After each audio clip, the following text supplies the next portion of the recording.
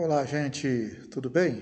Mais uma vez, então, vamos para a nossa segunda parte da aula que fala sobre 1 Timóteo e 2 Timóteo, quer dizer, primeira carta do apóstolo Paulo a Timóteo e segunda carta do apóstolo Paulo a Timóteo.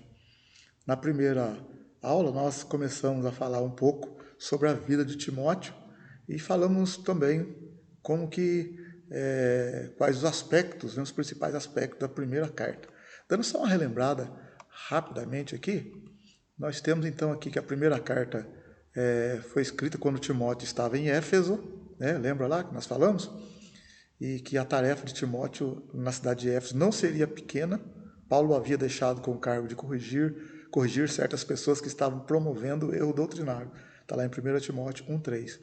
Na primeira carta, para ajudá-lo a combater esses falsos mestres, Paulo ensinou a Timóteo como se deve proceder na casa de Deus. 1 Timóteo 3,15. Embora que Timóteo fosse ainda jovem, né, ele teria que ensinar e ordenar esses mandamentos aos irmãos em Éfeso. Em 1 Timóteo, então, ele alerta sobre os falsos mestres que estavam se levantando na cidade. Na segunda carta, Paulo encoraja Timóteo a continuar pregando a palavra, corrigindo, repreendendo com toda longanimidade e doutrina, mesmo no meio de muitas perseguições pelas mãos dos infiéis. Os pontos relevantes de 1 Timóteo, nós falamos também, né? 1 Timóteo capítulo 1, do verso 1 ao 7, a saudação e a exortação contra os falsos mestres.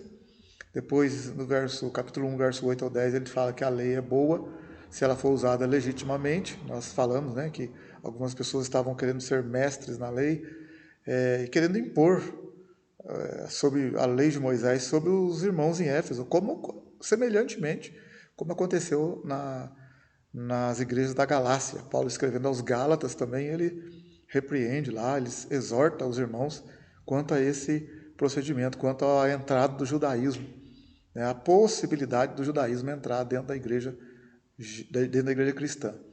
Também aqui no 1 Timóteo, do capítulo 1, no verso 11 a 17, Paulo fala da graça de Deus sobre a vida dele. Ele fala que ele foi um miserável, o pior dos pecadores, mas Deus teve misericórdia dele, perdoou ele e trouxe ele para o ministério.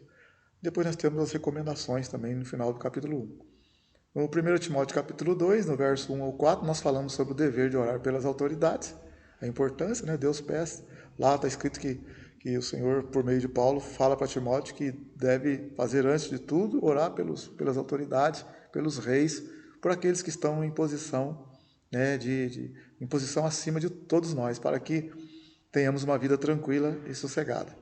Aí também, no capítulo 2, versos 5 ao 7, ele fala que a salvação está à disposição de todos.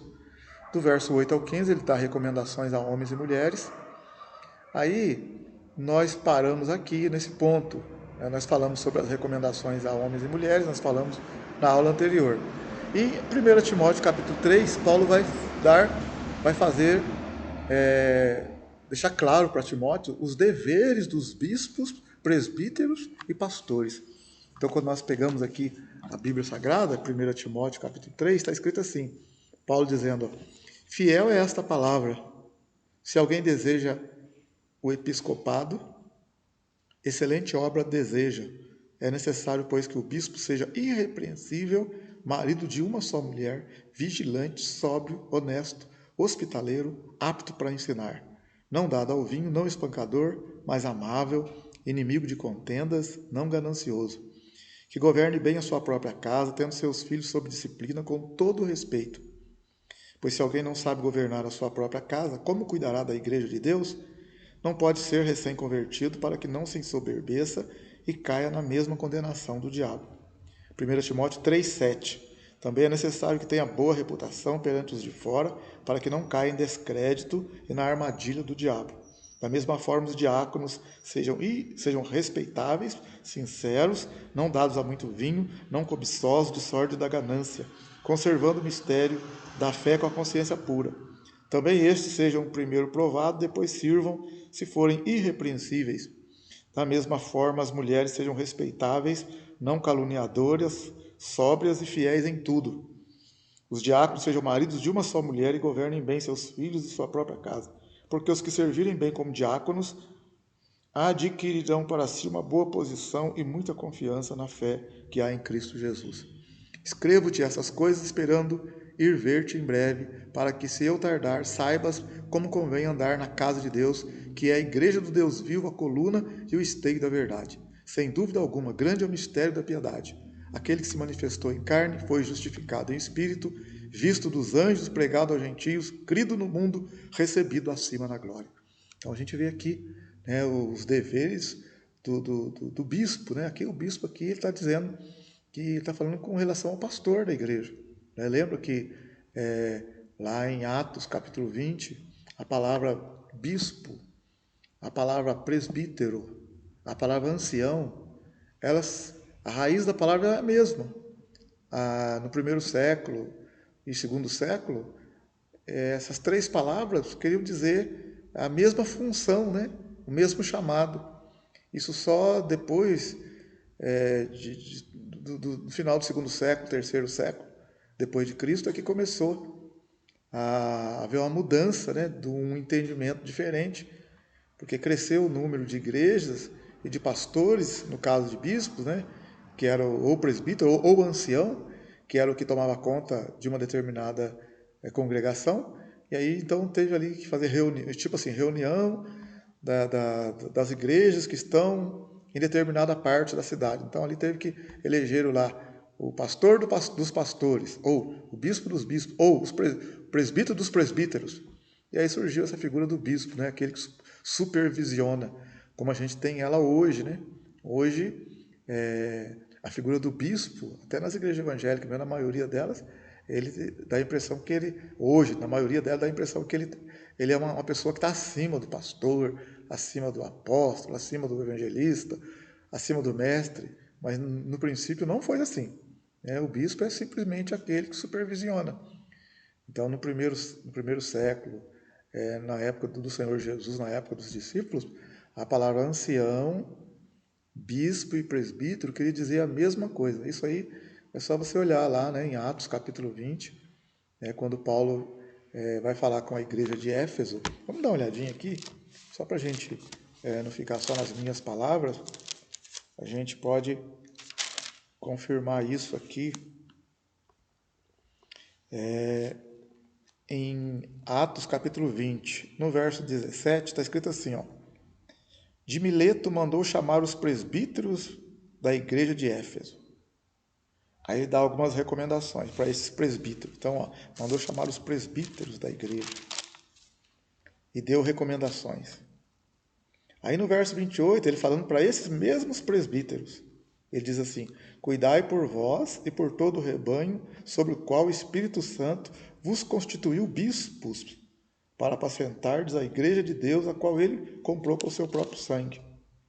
Quer dizer, ele está se referindo à mesma pessoa, aos mesmos presbíteros que estão, no qual ele está falando logo acima. Tem Bíblia que fala aqui no lugar de presbítero, aqui, ó, no capítulo 20 de Atos, verso 17, tem Bíblia que diz assim: de Mileto mandou chamar os anciãos da igreja. Então, se você fizer um estudo em cima dessa palavra, você vai ver que a palavra ancião, presbítero e bispo, no tempo de Cristo, no tempo dos discípulos, era a mesma palavra. Tá bom? Mas o que nós, no nosso estudo de hoje, então, a recomendação do apóstolo Paulo para Timóteo é que os bispos, se a gente olhar então 1 Timóteo 3, o bispo, 1 Timóteo 3, o bispo, verso 2, ele tem que ser irrepreensível. Vamos dizer, irrepreensível. Não pode ter nada que o condene. Ele tem que ser marido de uma só mulher. Então, se tiver, né, claro, isso a partir do momento que ele entrou na igreja, né, gente? Deixar bem claro. Porque a pessoa está no mundo, teve duas mulheres no mundo, tal, ele vem para a igreja, né, ele veio separado já, ou veio com uma mulher, ele está com aquela mulher. Então a gente entende que a gente começa a contar a vida cristã dele a partir do momento que ele se converteu de verdade, né? Porque, primeiro, que a nossa própria legislação não permite um homem estar casado com duas mulheres. Então, se ele chega na igreja, está casado oficialmente com uma mulher, é aquela mulher que a gente vai considerar ali, né? Porque aí fica difícil também. Se você for tentar, mas ele tem que voltar para a primeira mulher, aí vira tem casos que não tem nem como. Então a gente entra por esse caminho. Mas ainda a pessoa tem que ter o chamado, né? Não é simplesmente, não, tem que ter o chamado. O cara tem 3 mulheres, teve lá, agora vem para a igreja, vai ser pastor. Não, tem que ter um chamado. E se Deus chama, não tem como a gente também falar que não foi, né? Mas quando Deus chama, ele vai saber, ele vai dar as condições de como agir em cima da situação de cada pessoa. Esse é o foco mais importante. Se a pessoa tem um chamado de Deus, Deus com certeza já proveu a maneira de como aquela pessoa exercer esse chamado. Então ele tem que ser marido de uma só mulher. Ele está na igreja, marido de uma só mulher. Aí ele separou da mulher. Aí a questão ministerial ela fica complicada, fica comprometida. Eu não vou entrar aqui nos pormenores, mas cada caso é cada caso. Mas aparentemente tem que haver uma reconciliação com a esposa dele, tem que acertar, porque senão não tem como. Como que um homem que separou, está na igreja, já estava na igreja casado certo, depois separa, aí vai continuar cuidando da igreja, é uma situação complicada. Cada caso é um caso. Mas assim, aparentemente, a Bíblia diz que ele tem que ser marido de uma só mulher. Tem que ser vigilante, tem que ser um homem sóbrio, um homem assim, né, que tenha boa consciência, né, honesto, hospitaleiro, apto para ensinar, não dado a vinho, não espancador, amável, inimigo de contendas, não pode ser ganancioso. Olha o verso 4, que governe bem a sua própria casa, tendo seus filhos sob disciplina com todo respeito. Porque se alguém não sabe governar a sua própria casa, como é que vai governar as coisas de Deus? Como é que vai governar a igreja de Deus? Olha o verso 6, 1 Timóteo 3,6, não pode ser neófito, o novo convertido, não pode ser. Não, ele vai se ensoberbecer, vai ficar orgulhoso, vai dar um problema. Então já está bem claro aqui. É necessário, o verso 7, tem que ter boa reputação dos que estão de fora para que não caia no descrédito e na armadilha do diabo. Tá vendo? Verso 8, tem que ser respeitado, sincero, não beberrão, não cobiçoso. Verso 9, conservando o mistério da fé com a consciência pura. E também estes sejam primeiro provados. Olha aqui esse verso 10. Tem que ser provado. Se a pessoa tem um chamado, então, tem que ser provado. Como que é essa prova? Aí varia, né? Mas a prova é o tempo, é o que ele fala, é a prática dele, o que as pessoas pensam a respeito dele, né? Claro, julgando de uma certa forma, de verdade, pelo poder do Espírito Santo, né? Há quem diga, por exemplo, que a pessoa para ser consagrada deveria ser investigada, né? Se ela tem um chamado, ela deveria ser investigada. Se ela tem essas características aqui, então ela tem um bom relacionamento na vizinhança, ela é uma pessoa que tem um bom comprometimento no seu trabalho secular, ele tem um bom relacionamento com os filhos, com a família, com os parentes, é uma pessoa que tem um bom palavreado, uma pessoa honesta, uma pessoa que não é caloteira, é uma pessoa que é bem vista nos comércios, é uma pessoa de boa reputação, enfim, uma pessoa irrepreensível, uma pessoa exemplar. Não é perfeição, gente, mas é uma pessoa exemplar. Então, como é que vai estar na frente da igreja? A pessoa está na frente da igreja. Aí, de qualquer jeito, aí chega alguém dentro da igreja e fala: ah, mas aquele lá na igreja lá, aquele lá eu conheço ele está devendo para fulano, ciclano, beltrano. Ah, ele é um beberrão, ele é um mentiroso, ele é um espancador, ele é um mulherengo. Ah, não tem como. Tá? Então, aqui no capítulo 3 de 1 Timóteo está os deveres dos bispos, dos presbíteros, dos pastores. Isso falando de uma forma resumida. Mas apesar disso tudo aqui, tem que ter o chamado de Deus em primeiro lugar. Tá? Tendo o chamado de Deus, com certeza as demais coisas vão ser trabalhadas na vida dele. Os diáconos, né, a partir do verso 8 também, os diáconos da igreja têm que ser do mesmo jeito.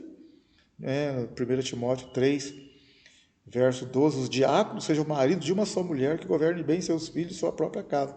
Os diáconos, na mesma coisa, tem que ter um bom exemplo, irrepreensíveis, né, que governem bem a sua casa também. Não pode ser de qualquer jeito. Como é que vai estar servindo uma ceia? Como é que vai estar trabalhando na igreja de qualquer jeito, de qualquer forma? Não pode. Né? Infelizmente, a gente vê muitos casos por aí que às vezes consagra a pessoa por necessidade e depois fica complicado a situação.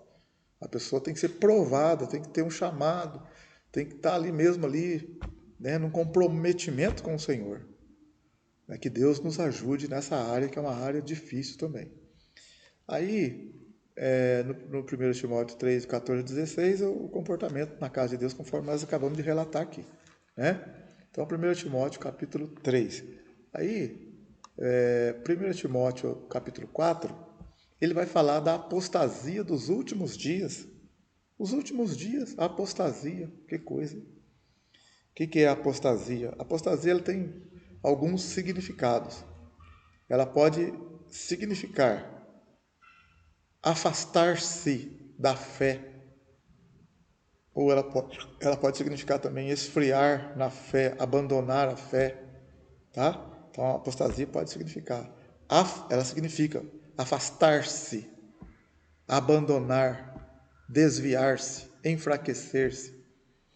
Então, a 1 Timóteo 4 diz assim, verso 1, o Espírito, porém, expressamente diz que nos últimos tempos alguns apostatarão da fé, dando ouvido a espíritos enganadores e a doutrinas de demônios, pela hipocrisia de homens que falam mentiras e têm cauterizado a própria consciência, que proíbem o casamento e ordenam a abstinência de alimentos que Deus criou para os fiéis e para os que conhecem a verdade, a fim de usarem deles com ações de graça.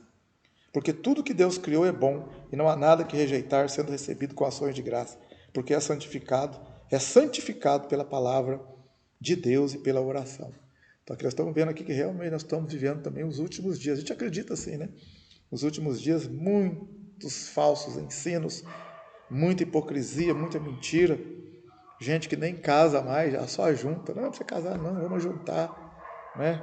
Às vezes não está proibindo assim explicitamente o casamento, mas na prática, não tá, a pessoa não fala, não sou contra o casamento, mas na prática a pessoa junta daqui, junta dali, junta dali. A gente sabe que tem pessoas que elas entraram por esse caminho, mas às vezes na ignorância, ou né, por outros motivos, mas de forma geral, as pessoas hoje estão morando juntas, estão juntas. Elas não assumem o compromisso do casamento, né? O casamento ser oficializado, né? Com compromisso ali mesmo, com né, aquela coisa mesmo conservadora, vamos dizer assim, de acordo com a Bíblia, na presença de Deus, com todo respeito, honrando o Senhor, porque o Senhor foi o primeiro a instituir o casamento. E o Senhor disse, né, quando os dois se unem, marido e mulher se unem, os dois são uma só carne. E o que Deus uniu não separe o homem. Então isso é o casamento, não é verdade? Também fala que com relação à alimentação, né?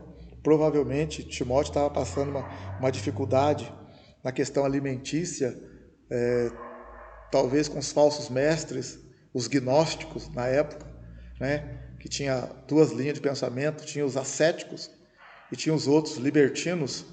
No caso aqui, pode ser que Timóteo estava passando uma luta no sentido de abster-se de vários alimentos, né? Mas Paulo vem dizendo que, olha, os alimentos, se você orar ao Senhor e receber com ação de graça, o alimento está abençoado, está santificado. Tá bom? É claro que nós lá por exemplo, lá em Atos capítulo 15, fala que não é para comer coisa sacrificada aos ídolos, né? Não comer o sangue, nada sufocado. Mas também Paulo explica na carta aos Coríntios que quando a gente for comer alguma coisa, chegar no mercado, não é para ficar perguntando, isso aqui é sufocado? Não, aí vai da fé de cada um, da consciência de cada um. Tudo que não é feito por fé é pecado. Aí lá em Romanos capítulo 14, Paulo fala que um crê que pode comer de tudo, outro crê que não se deve comer. Então quem crê que não deve comer, não deve julgar a quem está comendo. E quem está comendo não pode também zombar, ou criticar, ou humilhar, ou desfazer, ou desprezar daquele que não come. Cada um tem que respeitar a fé do outro. Na verdade, é claro que nada com escândalo, nada para derrubar o irmão. Né? Então, porque eu creio que eu posso comer e tal, eu vou sentar em qualquer lugar e comer qualquer coisa, em qualquer situação, na presença de qualquer pessoa? Claro que não, de forma nenhuma. Então, lá em Paulo também escrevendo aos Romanos, no capítulo 15, Paulo escreve assim, no primeiro versículo, Paulo diz assim, mas nós que somos fortes devemos suportar as fraquezas dos fracos e não agradar a nós mesmos. Portanto, cada um de nós agrade ao seu próximo no que é bom para a edificação. Pois também Cristo não agradou a si mesmo, mas como está escrito, sobre mim caíram os insultos dos que te insultavam. Na verdade, a gente vai cair aqui no princípio dos mandamentos de Cristo, dentro da graça, que é amar a Deus em primeiro lugar e amar ao próximo como Jesus nos amou. Esse que é o fundamento, né? É o fundamento número 1. Se a gente ama a Deus, agrada o Senhor, a gente não está indo contra a palavra de Deus, não é verdade? Então aqui está, capítulo 4, é isso, né? O dever de a apostasia dos últimos dias. Nós podemos ver também do versículo 6 ao 10, o bom ministro de Cristo. 1 Timóteo capítulo 4, verso 6. Transmitindo essas coisas aos irmãos, serás bom ministro de Cristo Jesus, alimentado com as palavras da fé e da boa doutrina que tens seguido. Rejeita, contudo, as fábulas profanas e de velhas, caducas. Exercita-te a ti mesmo na piedade, pois o exercício físico para pouco se aproveita, mas a piedade para tudo é proveitosa, tendo a promessa da vida presente e da que há de vir. Fiel é esta palavra, digna de toda aceitação, pois para isto é que trabalhamos e lutamos, porque esperamos no Deus vivo, que é o Salvador de todos os homens, principalmente dos fiéis. Então aqui, no capítulo 4, né, do verso 6 ao 10, aqui é a questão do bom ministro de Cristo. Como que é o bom ministro? É aquele que não se dá a fábulas, é aquele que anda na sã doutrina, é aquele que exerce a piedade, é aquele que trabalha e luta, fazer a vontade do Senhor. Tá? Então, esses são alguns conselhos que Paulo está dando para Timóteo. Do verso 9 em diante, né? Fiel é esta palavra, digno de toda aceitação, pois para isso é que trabalhamos e lutamos, porque esperamos no Deus vivo, que é o Salvador de todos os homens, principalmente dos fiéis. Mas manda essas coisas e ensina-as. Ninguém despreza a tua juventude. Está vendo como Timóteo ele era moço? Olha aqui no verso 12, 1 Timóteo 4, 12. Ninguém despreza a tua mocidade, mas seja exemplo dos fiéis na palavra, no trato, no amor, no espírito, na fé, na pureza. Persiste em ler, exortar e ensinar até que eu vá. Não despreze o dom que há em ti, o qual te foi dado por profecia, com a imposição das mãos dos presbíteros. Isso aqui é interessante também, porque a Bíblia não fala em que momento foi feito isso, mas lembra que nós falamos que na primeira viagem missionária, Paulo passou por várias regiões, passou também ali por Listra, por Icônio, por Troade, por Derbe, por aqueles lugares. E na primeira viagem missionária aconteceu várias coisas em Listra. Ali um homem foi curado, aleijado, foi curado. Teve muitos debates, confusões, no qual Paulo estava envolvido, mas Paulo perseverou na fé. Então essa foi a primeira viagem, quando ele passa em Listra e em Derbe. Na segunda viagem, nós mostramos para vocês que lá em Atos capítulo 16, Paulo passa em Listra na segunda viagem, e ele encontra então ali em Listra com Timóteo. Ele era jovem, mas as pessoas falavam bem dele, e Paulo quis que Timóteo fosse com ele. E Timóteo então foi com Paulo a partir da segunda viagem missionária, a trabalhar na obra do Senhor com Paulo. Ele vai participar da segunda viagem missionária, do restante da segunda viagem missionária, vai participar da terceira viagem missionária, ele vai para Jerusalém com Paulo, ele vai depois também para Roma com Paulo. Lembra que nós falamos disso no nosso primeiro estudo? Mas o que eu quero enfatizar com você aqui é interessante, esse versículo, 1 Timóteo 4,14, Paulo escrevendo para Timóteo: não despreze o dom que há em ti, o qual te foi dado por profecia, com a imposição das mãos dos presbíteros. A gente não sabe qual o momento que os presbíteros, né, de Paulo, junto com seus companheiros presbíteros ali, colocaram as mãos sobre Timóteo e ele recebeu essa palavra de oração. E ali o que está dizendo aqui é que Timóteo recebeu uma palavra profética também, né? Colocaram as mãos sobre ele, oraram por ele, foi ali abençoado, consagrado e recebeu uma palavra de profecia. Então Paulo está dizendo aqui nessa primeira carta, no capítulo 4, verso 14, para ele não desprezar o dom que há nele, que foi dado por profecia, para ele, né, não se abster, não se afastar do chamado de Deus, não. Porque Timóteo aqui em Éfeso está passando uma luta grande com os falsos mestres, com a pressão toda ali, né? Lembra da Diana dos Efésios? Do povo que adorava a idolatria, que adorava a imagem de Diana e outras coisas mais, perversidade, imoralidade, prostituição. Então, Timóteo, por ser jovem, estava sofrendo uma pressão grande. E Paulo está falando para ele, não despreza o dom que há em ti. Levanta a cabeça, seja um exemplo. Aí no verso 15 aqui, 1 Timóteo 4,15, Paulo fala, medita nessas coisas, ocupa-te nelas, para que o teu progresso seja manifesto a todos. Tenha cuidado de ti mesmo e da sã doutrina. Persevera nessas coisas, porque fazendo isto te salvarás tanto a ti mesmo como aos que te ouvem. Olha que conselho tremendo, né? Para Timóteo não recuar, para Timóteo não desistir. Tá vendo? Então aqui, 1 Timóteo 4, nós terminamos agora, né? Agora entrando no capítulo 5, conforme está no nosso slide, do verso 1 a 8, conselhos pastorais a Timóteo. 1 Timóteo 5, verso 1 a 8. Não repreendas asperamente um idoso, mas admoesta-o como se ele fosse seu pai. Aos moços como a irmãos, às mulheres idosas como as mães, às moças como a irmãs, com toda a pureza. Honra as viúvas que verdadeiramente são viúvas. Se, porém, alguma viúva tiver filhos ou netos, aprendam eles primeiro a exercer piedade para com sua própria família e a recompensar seus pais, porque isto é bom e agradável diante de Deus. Ora, a que é verdadeiramente viúva e desamparada, espera em Deus e persevera de noite e de dia em súplicas e orações. Mas a que vive em prazeres, mesmo viva, está morta. Manda, pois, essas coisas para que elas sejam irrepreensíveis. Se, porém, alguém não cuida dos seus parentes, principalmente dos da sua casa, negou a fé e é pior que o incrédulo. Olha que palavra apertada para todos nós aqui, né? Não, vamos dizer assim, Paulo falando para Timóteo, primeira coisa aqui no capítulo 5, verso 1, não repreender asperamente um idoso. Até nós, né, irmãos, ter um respeito com os idosos. Até tempos atrás, né, vocês lembram, se o idoso passava, a gente ficava em pé, parava de conversar, em respeito àquela pessoa mais velha. Às vezes estava num lugar, não tinha assento, a gente levantava para a pessoa se assentar. Hoje é raro ver isso, né? Abrir a porta para a pessoa passar, dar o lugar na fila. Hoje dá o lugar na fila por obrigatoriedade, por lei, mas espontaneamente é muito raro. Mas Paulo já dizia aqui, na carta a Timóteo, que para não repreender, não gritar com um velhinho lá, com um idoso, para respeitar, né? Não só nossos familiares, mas qualquer idoso.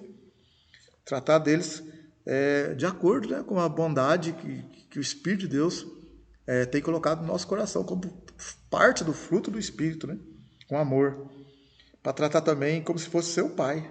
No verso 1 ele fala, tratar os moços como se fossem nossos irmãos. Olha bem, não é tratar os moços também de qualquer jeito, não. Tratar como se fossem irmãos. No verso 2, as mulheres idosas como se fosse uma mãe. As moças como se fossem irmãs, com toda a pureza. Então, respeitar as moças, respeitar os rapazes, tratar as moças com toda a pureza, com respeito. Olha que coisa linda, sem malícia. Viu? O homem tratar a moça com respeito, o homem tratar o homem com respeito, tratar a mulher mais velha com respeito, tratar o homem mais velho com respeito, enfim, tratar a todos com respeito. Então você que está me ouvindo aqui, nós devemos ter um tratamento com todas as pessoas com respeito. Eu não posso avançar na privacidade da pessoa. Isso eu desonro a Deus quando eu faço aquilo que eu não devo fazer em relação a palavreado, em relação a atitudes. Então tenho que saber respeitar as pessoas. E também depois do verso 3 até o verso 8, ele fala na questão das viúvas, para cuidar das viúvas, mas aquelas que forem verdadeiramente viúvas e que não tiver quem as ampare, não tiver quem estiver amparando essa viúva, para a gente cuidar dela, a igreja cuidar dela, para nós ajudá-la. Mas ele fala também que em primeiro lugar, tem os seus familiares devem cuidar dela, sua parentela deve cuidar dela. No verso 8, né, ele fala, se porém alguém não cuida dos seus parentes, principalmente dos da sua casa, negou a fé e é pior que o incrédulo. Olha para você ver que coisa pesada. Então nós temos que cuidar daqueles que estão na nossa casa, buscar ali com todo respeito, todo carinho, procurar ajudar, fazer o que a gente pode. Nós devemos ser um exemplo dentro de casa. Viu? Saber suportar, não gritar, não xingar, não falar palavrão, não ficar vendo porcaria na televisão, viu? Não fazer as coisas escondido lá, mas ele sabe o que a gente está fazendo, depois dá uma de santo, pega a Bíblia e dá uma de santarrão. Não, não. Então você que está me ouvindo aí, você moça, tem que dar um exemplo na sua casa. Não gritar com a mãe, não gritar com o pai, não ficar brigando, ajudar, né, ali, fazer uma comida na cozinha, arrumar a cozinha, ajudar a mãe, né, no quarto e tal. Mas se você discorda, quando a gente discorda com a nossa mãe ou com o nosso pai, ou com uma pessoa mais velha, saber discordar sem desrespeitar.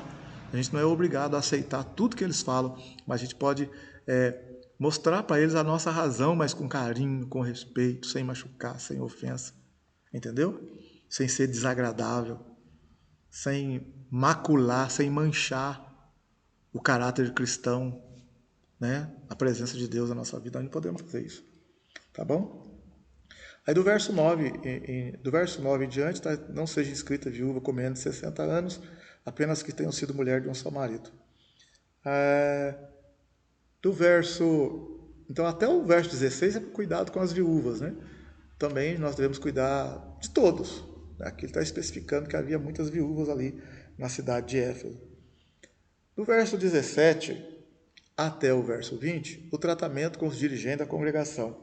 Os presbíteros que governem bem sejam estimados por dignos de duplicata honra, principalmente os que trabalham na palavra e no ensino, porque diz a Escritura, não amordaçarás a boca do boi quando debulha, e digno é o obreiro do seu salário. Está falando aqui, né, o obreiro está trabalhando na obra do Senhor para ajudar ele ali com as coisas boas, com o salário dele. Né? Digno é o obreiro do seu salário.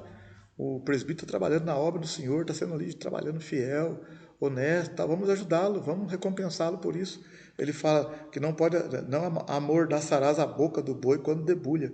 Isso aqui ele não está falando de boi, está falando de pessoas. Né? Nunca o boi está pastando lá, está trabalhando, você não vai amordaçar a boca do boi, literalmente, para o boi não comer uma erva, mesmo quando ele está trabalhando, de forma nenhuma. Assim como a gente não faz isso com o boi, a gente também não pode tirar o salário, a ajuda do presbítero, do pastor, que está ali com fidelidade na obra do Senhor, trabalhando por aquela causa. Também ele fala para não aceitar acusação contra um presbítero, se não com 2 ou 3 testemunhas. 1 Timóteo 5, 20, aos que pecarem, repreende-os na presença de todos, para que também os outros tenham temor. Olha, pesada a repreensão, né, do presbítero. Por isso que para ser um presbítero, para ser um diácono, ele tem que passar por aquele crivo que nós vemos lá atrás, para aquela aprovação, para ser aprovado, porque vai ser cobrado muito mais deles. O próprio Tiago capítulo 3 fala, né, verso 1, não queiram muitos de vós ser mestres, porque vão receber um juízo maior. Tá? Quem muito é dado, muito é cobrado. As pessoas hoje querem ser tudo numa hora só, de qualquer jeito, depois não quer ser cobrado também. É claro que não deve ser cobrado de qualquer jeito, de qualquer maneira, mas a partir do momento que a gente assume uma posição de líder, a gente vai ser cobrado. Também não podemos fugir, se Deus tem um chamado para a gente tem que assumir o chamado na hora que Deus assim o desejar, né? Com todo respeito e reverência, com fidelidade, carinho e amor. Então, não, né, os que pecarem, 1 Timóteo 5,20, devem ser repreendidos na presença de todos. Depois aqui também no verso 21, eu te exorto diante de Deus, de Cristo Jesus e dos anjos eleitos, que guardes essas instruções, nada fazendo com parcialidade. A ninguém imponhas precipitadamente as mãos, nem participe dos pecados alheios, conserva-te a ti mesmo puro. Olha que coisa interessante, o 1 Timóteo 5,22, para não impor precipitadamente as mãos sobre qualquer pessoa. Quer dizer, está falando aqui de querer consagrar a pessoa. Né? Vou chamar o fulano lá e tal. Não pode. Né? Não pode ser assim de qualquer jeito. Nós temos que estar ali aos pés do Senhor em oração, primeiro com temor a Deus, né? Então a gente não pode ficar impondo a mão de qualquer jeito nas pessoas, né? Consagrando as pessoas. Vou consagrar aquele ali a presbítero, a porteiro, a diácono, a pastor. Não, depois vai dar um trabalhão lá na frente para a gente, vai ser pior. Então tem que tomar cuidado, não impor a mão precipitadamente em ninguém. Ele está mostrando aqui como deve proceder na casa de Deus. Lembra de 1 Timóteo 3? Ele está dando a recomendação como que devem ser os pastores, os bispos e os diáconos. Então aqui está falando, não impõe a mão numa pessoa precipitadamente. Olha primeiro se ela atende os requisitos pelos quais eu estou te escrevendo. Paulo está falando para Timóteo. Seria irrepreensível, marido de uma só mulher, não ganancioso, não avarento, não beberrão, né? Não ser novo convertido, apto para ensinar. E aquelas características que estão lá em 1 Timóteo 3. Então não é para impor a mão precipitadamente. Aí em 1 Timóteo capítulo 5, verso 23, ele fala, não bebas mais água só, mas toma também um pouco de vinho por causa do teu estômago e das tuas frequentes enfermidades. Então aqui, tem gente que fala assim, então, está vendo? Paulo está falando para Timóteo para ele beber um pouco de vinho. Então aqui não é para ele beber só água. Mas aqui tem toda uma história aqui em cima disso. Né, gente? Tem toda uma história aqui. Primeiro, que na época aqui de Paulo aqui, a água ela não era uma água pura. E eles tinham lá nas casas deles, nos lugares onde iam beber água, eles tinham lá a botija d'água, e em cima da botija d'água tinha uma porção, um copo, né, uma caneca, vamos dizer assim, com porção de vinho ali, né? Então, quando a pessoa ia pegar água, ela pegava a água, pegava a água e ela colocava uma porçãozinha daquele vinho, né? Não fermentado, ou às vezes até fermentado mesmo. Na verdade, a fermentação ela era praticamente 4 por 1 naquela caneca, mas eles colocavam uma porçãozinha na água porque eles acreditavam que aquilo purificava a água, porque a água não era muito boa na época. Então, como Timóteo tinha alguns problemas estomacais, Paulo está falando para ele, não beba água só, mas bebe um pouco de vinho. Ele está falando no sentido de misturar a água com um pouquinho desse vinho. Ele estava bebendo a água purinha, a água pura no sentido assim, sem fazer aquela purificação que era costume fazer naquela época. E por que ele não fazia isso? Uns dizem que por causa da cobrança dos ascetas, gnósticos ascetas, Timóteo deu uma refreada até para não dar margem para ninguém, mas como ele tinha problemas estomacais, Paulo recomendou a ele, não, você pode usar um pouco de vinho, pega a água lá e põe um pouquinho de vinho na água, para purificar a água e toma. Então essa é uma das linhas de pensamento que tem a respeito desse versículo aqui, tá? Para ele não beber, não bebe mais água só, mas toma também um pouco de vinho.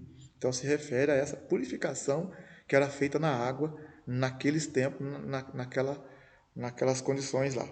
Tá? Então isso também aqui não está dando margem para ninguém beber hoje não. Tem gente que fala aí, olha, Paulo mandou Timóteo beber vinho, mas mesmo que fosse, olha aqui, mesmo que fosse, primeiro, ele está falando um pouco de vinho, e segundo, por causa do teu estômago. Então não é para beber. Se fosse o vinho fermentado, igual muita gente está tentando usar aí para poder beber, se fosse o vinho fermentado, ele não está mandando beber para ficar embriagado, e ele não está mandando beber do nada, ele está mandando beber um pouquinho. E qual motivo? Por causa das enfermidades que ele tinha. Porque também o vinho, no tempo de Paulo, tinha propriedades medicinais. Então, mas aqui também é um assunto que a gente vai longe, né? E não é o caso nosso. Pelo menos dando um parecer assim, de forma razoável, rápida, para você entender que tem aqui uma explicação. Que Paulo não era favorável à bebida forte, beber vinho fermentado de forma nenhuma, né? E muito menos Timóteo. Eles estavam ali mesmo irrepreensíveis ali diante do altar do Senhor. No verso 24 ele fala: os pecados de alguns homens são manifestos antes de entrar em juízo, ao passo que outros manifestam-se depois. Da mesma forma também as boas obras são manifestas antecipadamente, e as que não são não podem ocultar-se. Aqui ele fala, né? Tem pecados das pessoas que são revelados antes, né? E outros que a pessoa esconde e vai só mostrar depois, mas que ela não confessou o pecado e tal, aí vai mostrar o porquê que ela não foi aprovada por Deus lá, porque ela morreu no pecado, nunca confessou, nunca resolveu aquela questão. Aí esse pecado, as consequências dele se manifestam depois. Agora tem pecado que é revelado antes do juízo, quer dizer, a pessoa também ela confessa, ela deixa o pecado, ou às vezes até fica sabendo do pecado, mas não deixa também, mas tem pecados, que ele quer dizer que tem pecados que são revelados antes. E tem pecados que são revelados depois, por causa da pessoa tentar ocultar, né? Mas diante do Senhor nada fica oculto. Aí também na nossa apostila, no nosso slide aqui, nós podemos ver também 1 Timóteo agora, no capítulo 6, o último capítulo de 1 Timóteo, capítulo 6. 1 Timóteo 6, do verso 1 ao 2, fala do dever dos servos. Está escrito assim, todos os servos que estão debaixo do jugo considerem seus senhores dignos de toda honra, para que o nome de Deus e a doutrina não sejam blasfemados. E os que têm senhores crentes não os desprezem, porque são irmãos. Antes os sirvam melhor, porque eles que participam do benefício são crentes e amados. Ensina e recomenda essas coisas. Então está falando aqui, né, da questão do relacionamento entre o patrão e o empregado. O empregado que é crente né, deve honrar o seu patrão. E o patrão que é crente também não deve desprezar o irmão. Isso aqui está bem claro, hein? Nós caímos de novo no mandamento, né? Amar o teu próximo como a ti mesmo, ou amar o teu próximo como Jesus nos amou. Então não é questão de ser patrão ou de ser o empregado. Claro que ali tem a questão ali da liderança do patrão, da subordinação, mas tudo sem desrespeitar, sem desmerecer ninguém, tanto de uma parte como da outra, tudo com ordem e decência. Depois no versículo 3 e verso 4, 1 Timóteo, capítulo 6, verso 3 e 4, se alguém ensina outra doutrina e não concorda com as sãs palavras de nosso Senhor Jesus Cristo e com a doutrina que é segundo a piedade, é soberbo e nada sabe, mas delira acerca de questões e contendas de palavra, das quais nascem invejas, porfias, blasfêmias, suspeitas malignas. Quer dizer, aqui está falando do desobediente, aquele que não aceita a doutrina, né? Então ele é soberbo e está delirando acerca de questões, nada sabe, né? Então a pessoa não está prosperando, não está sendo bem sucedida, porque ela é desobediente. Do verso 5 ao 10, do verso 6, né, também, de fato, verso 5, contendas de homens corruptos de entendimento, privado da verdade, cuidando que a piedade é fonte de lucro. Cuidando que a piedade é fonte de lucro. Quer dizer, gente usando da piedade, da bondade, da caridade, para poder ganhar dinheiro. Infelizmente, tem gente assim, né? No verso 6, de fato, grande fonte de lucro é a piedade, com o contentamento. Se a pessoa estiver contente com a piedade dela, para ela, esse contentamento já é o lucro dela. Não pode o lucro dela ser em cima dos outros na questão financeira, na questão de querer ganhar alguma coisa com isso. Isso não, é usar a piedade, ser uma pessoa piedosa para com o outro, para ganhar em cima disso de forma irracional e particular, aí não serve. Para ganhar sorrateiramente não serve, mas a piedade é fonte de lucro se eu estiver contente só com o que eu estou fazendo já, de boa espontânea vontade. Se eu estiver fazendo isso de caridade, com carinho, com amor, só isso que já é o meu lucro, já estou no lucro, já estou bem já. Porque no verso 7 ele fala, porque nada trouxemos para esse mundo e nada podemos levar, tendo porém sustento e com que nos vestir estejamos contentes. Agora, os que querem ficar ricos caem em tentação e em laço e em muitos desejos descontrolados e nocivos, os quais submergem os homens na ruína e perdição. Porque o amor ao dinheiro é a raiz de todos os males, e nessa cobiça alguns se desviaram da fé e se atormentaram com muitas dores. Aqui está falando da ganância, né? Da arrogância, da soberba, da avareza, do cara querer, do crente querer enriquecer assim, ficar louco por causa do dinheiro, ficar apavorado por causa do dinheiro. Então é perigoso, porque a gente pode cair em tentação e em laços. E ele fala aqui que nessa cobiça muitos se desviaram da fé. Olha que coisa. O dinheiro até que não é o problema, né? O problema é o amor ao dinheiro. O dinheiro, Jesus falou para tomar cuidado, que é como se fosse um Deus querer governar a nossa vida. Então nós devemos tomar cuidado com essa área. É uma área muito delicada, assim como a área sexual, né? A impureza, a malícia, a luxúria, os maus pensamentos. Essa área também do dinheiro, ela é só misericórdia de Deus.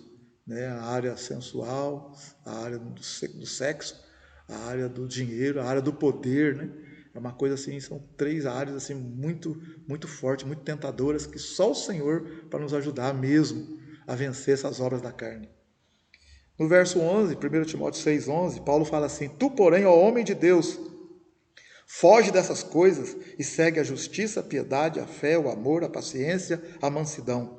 Combate o bom combate da fé, toma posse da vida eterna, para a qual também foste chamado, tendo já feito boa confissão diante de muitas testemunhas.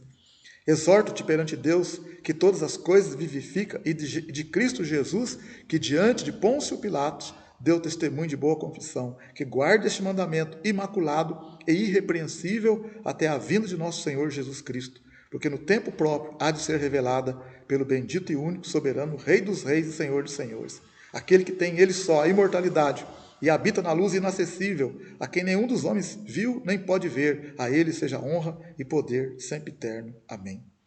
Então aqui no verso 11, 12, aqui ele está falando Para a gente fugir dessas coisas, fugir da carnalidade, fugir da ganância, fugir das tentações de querer ficar rico, ficar apavorado. O Senhor Jesus falou para nós, buscar em primeiro lugar o reino de Deus e as demais coisas serão acrescentadas. Nós temos que tomar cuidado com isso.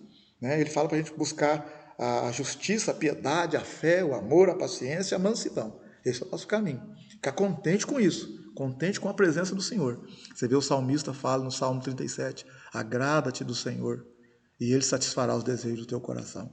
Nós devemos estar satisfeitos, nós devemos estar satisfeitos com o Senhor em primeiro lugar na nossa vida. E as demais coisas serão acrescentadas. Mas por causa da natureza pecaminosa, da carnalidade, fica um negócio puxando a gente para a gente cair, entrar por um outro caminho, né?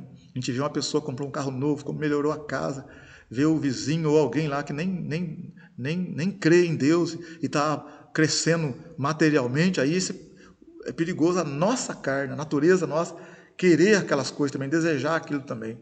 Né? É claro que é bom a gente trabalhar, faz parte, trabalhar, buscar, querer melhorar, isso é ótimo, mas devemos tudo com equilíbrio, tomar cuidado para não colocar essas coisas em primeiro lugar. Em primeiro lugar é estar na presença do Senhor, conservar a fé. Ele fala no verso 12, combate o bom combate da fé, toma posse da vida eterna, para a qual também foste chamado, tendo já feito boa confissão diante de muitas testemunhas. Então existe um combate da fé, pelo qual todos nós participamos. Você que é crente, mulher, homem, jovem, existe um combate, existem inimigos da fé, estão querendo derrubar você, para a gente não seguir a nossa carreira, para a gente desanimar, como muitos desanimaram na fé, muitos caíram, infelizmente, né, durante o percurso. Lembra quando o povo saiu do Egito? Muita gente saiu do Egito, mas no meio do caminho foram morrendo no deserto, foram perecendo pelo deserto afora. Por quê? Porque não perseveraram na fé, foram atacados, não conseguiram combater o combate da fé de forma correta, foram derrotados na fé. O Senhor, Paulo, quando está terminando a carreira dele lá em 2 Timóteo, Paulo fala, né, antes de morrer, ele fala, combati o bom combate, acabei a carreira e guardei a fé. Em Hebreus 11 fala, sem fé é impossível agradar a Deus. Nós devemos perseverar na fé, deixar ninguém roubar a nossa fé. Sentir que está sendo roubado, aí buscar o Senhor em oração, fugir da aparência do mal, para poder perseverar e continuar a caminhada nossa. Nós não podemos recuar. Lá, então, nós já demos bom testemunho, né? E agora vamos jogar tudo isso fora. Quantas vezes as pessoas perceberam que você é uma mulher fiel, uma moça fiel ao Senhor? Pelo menos demonstrou isso, agora vai jogar isso fora. E depois para recuperar. Não é verdade? Muitas das vezes a gente sabe que está fazendo errado, sabe que vai fazer errado e entrega aquele erro e depois as consequências fica aquela coisa marcada na nossa vida. Deixa orar a Deus para dar força para a gente não cair no pecado. Mas se porventura, né, a própria palavra diz, filhinhos, não pequeis, mas se porventura alguém pecar, temos um advogado, Jesus Cristo. Lá em 1 João capítulo 2, 1 João 2, verso 1. Temos um advogado, Jesus Cristo. Ele é a propiciação pelos nossos pecados, não só pelos nossos pecados, mas pelo pecado de toda a humanidade. Então ele fala para a gente não pecar, mas se porventura alguém pecar, temos um advogado. Então se você caiu no pecado, aí peça perdão a ele, e calça a cara e vamos levantar e vamos tocar o barco para frente. Aqui no verso 17, 1 Timóteo 6,17, terminando o capítulo, ele fala, manda aos ricos desse mundo que não sejam altivos, nem ponham a esperança na incerteza das riquezas, mas em Deus, que abundantemente nos dá todas as coisas para delas usufruirmos. Que façam o bem, sejam ricos de boas obras, generosos em dar e prontos a repartir. Que acumulem para si mesmo um bom fundamento para o futuro, para que possam alcançar a vida eterna. E ele termina a carta dizendo, ó Timóteo, guarda o depósito que te foi confiado, evitando as conversas vãs e profanas e as oposições da falsamente chamada ciência, a qual, professando alguns, se desviaram da fé. A graça seja convosco. Ele termina aqui, né, falando para Timóteo ficar firme naquilo que lhe foi confiado, para guardar firme o depósito, guardar aquilo que Deus deu para ele, não jogar fora o que ele já recebeu do Senhor e as coisas que ele já conquistou pela fé, não jogar fora, permanecer firme no Senhor, para ele tomar cuidado com as ideologias do mundo, as ideologias de naturalistas. Tem muita coisa boa aí fora, a ciência ela é boa, né? Mas nós devemos tomar cuidado, porque quando ela afeta a nossa fé, a gente tem que se afastar, e buscar o Senhor. Tem muitas coisas na ciência que são espetaculares. Deus permitiu a ciência, porque a ciência ajuda muito, mas tem muita gente usando da própria ciência para tentar combater a fé. Isso não existe. Primeiro a fé. Deus criou primeiro todas as coisas, a ciência veio depois. Não é só por isso, é porque tem muita coisa que a ciência não explica. Nem a fé explica. Então tem coisa na ciência que é pela fé também. Então nós temos que crer no nosso Senhor, no nosso Salvador. Ele está acima de tudo e a palavra dele é fiel e verdadeira. Então aqui nessa primeira carta foram alguns conselhos que Paulo deu para Timóteo. Para Timóteo tomar cuidado com os falsos mestres. Ele falou para Timóteo que a salvação era para todos.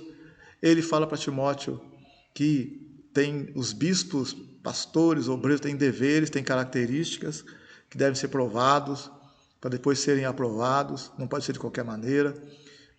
Ele fala também a questão das riquezas, a questão da avareza, ele fala a questão dos deveres dos empregados, dos senhores, dos patrões. Enfim, Paulo dá muitos conselhos para Timóteo, o tratamento com os presbíteros, tratamento com os mais velhos, com as viúvas, com as mulheres na igreja, com os jovens da igreja. Enfim, ele faz aqui a primeira carta é como que deve ser a igreja do Senhor, como que deve ser o tratamento na igreja, como deve ser os obreiros da igreja, como que deve ser a doutrina na casa do Senhor. Tá bom? Então depois você lê com calma 1 Timóteo, os capítulos de Timóteo, dá mais uma estudada, dá mais uma olhada. Espero que eu tenha ajudado um pouco você, tá bom? Deus abençoe você. E depois nós vamos para a parte 3, na outra aula, na parte 3, nós vamos falar sobre a segunda carta de Paulo a Timóteo. Deus abençoe vocês, viu? O Senhor guarde, o Senhor proteja, o Senhor ilumine, em nome de Jesus. Um abraço a todos. Amém.